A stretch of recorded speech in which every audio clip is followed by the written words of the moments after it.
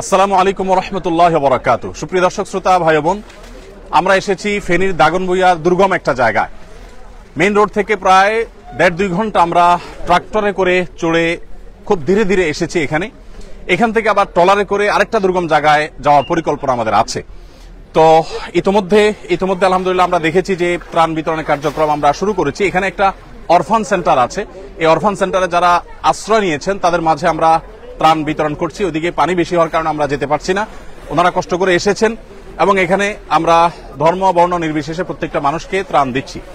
এখানে যে জিনিসগুলো আছে এর মধ্যে চাল আছে, ডাল আছে, তেল আছে, সয়াবিন তেল আছে এবং লবণ এবং চিনি আছে।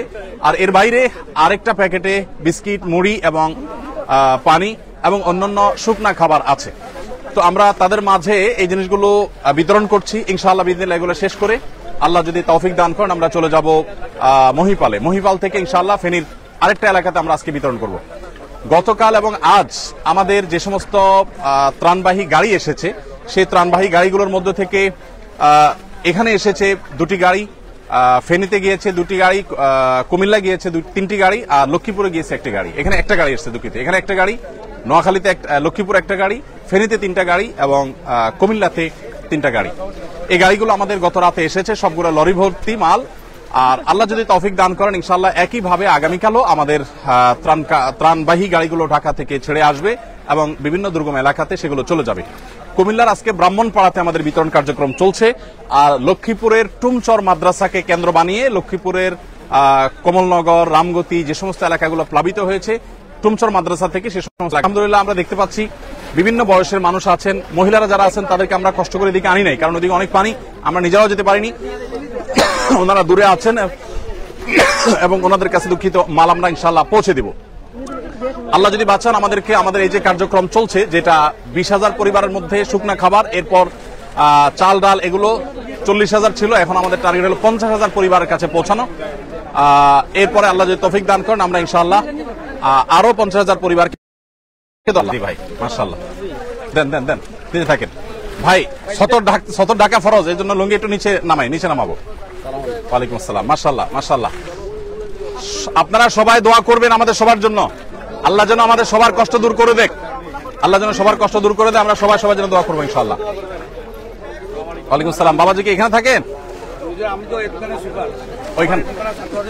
ও মাশাআল্লাহ আল্লাহ কবুল করুক। ঠিক আছে, জাযাকুমুল্লাহ খায়ের। প্রিয় দর্শক, আমরা দেখতে পাচ্ছি বিভিন্ন ঘরগুলো ডুবে গেছে, বিল্ডিং, এই যে ঘরগুলো আমরা দেখতে পাচ্ছি আশেপাশে ডুবে গেছে। আর এই পাশে টিনগুলোতে একেবারে চাল ছুঁই পানি। আমরা যতদূর আসছি এরকম দুরবস্থা দেখতে পেয়েছি এবং এর চাইতে দুরবস্থাও দেখেছি যে টিন একেবারে ডুবে যাচ্ছে, যা ছুঁই। এখানে আমরা দেখতে পাচ্ছি মাত্র 3-4 ফিট পরেই টিন ডুবে যাবে, এরকম একটা অবস্থা। মানিকলাল, আপনার ঘর কিসের, বিল্ডিং না কাঁচা? ঘর ভালো আছে? ভালো আছে। যদি ঘর মেরামত করা লাগে সেটাও আমরা টাকা দিব। ঠিক আছে। আল্লাহ তাআলা আমাদের সবাইকে হেদায়েত দান করুন। ওয়ালাইকুম আসসালাম। বাবাজি ভালো আছেন আপনি? বকরা একটু হেল্প করো। ওয়ালাইকুম আসসালাম। দাও বাচ্চাকে দাও। আমরা দেখতে পাচ্ছি যে মানুষ এখানে, মহিলারা তারা এই বুক পানি ভেঙে তারা যেতে হচ্ছে বাজারে, শহরে। এর বাইরে আসলে তাদের আসলে যাওয়ার তেমন কোনো জায়গা নেই। এদিক থেকে আমরা দেখতে পাচ্ছি যতদূর চোখ যায় শুধু অথই পানি আর পানি, আমরা যত গভীরে যাব শুধু পানি আর পানি। তো যাই হোক, আমরা দোয়া করবো আল্লাহ রাব্বুল আলামিন মানুষের কষ্ট লাঘব করে দেন, কষ্ট দূর করে দেন এবং বিশেষ করে প্রত্যেকে যার যার জায়গা থেকে আমরা মানুষের পাশে দাঁড়াবো। আলহামদুলিল্লাহ উদ্ধার তৎপরতা অলমোস্ট শেষের দিকে।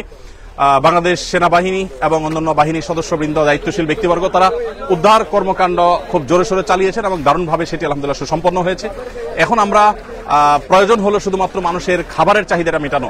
আমাদের কাছে বহু জায়গা থেকে SMS আসছে। আজকে আমি 4-5 জায়গার SMS সকাল থেকে পর্যন্ত রিসিভ করেছি, যেখানে 200 মানুষ, 250 মানুষ, 300 মানুষ, 500 মানুষ না খেয়ে আছে 2 দিন 3 দিন। মাদ্রাসা 200-250 বাচ্চা না খেয়ে আছে 2 দিন 3 দিন।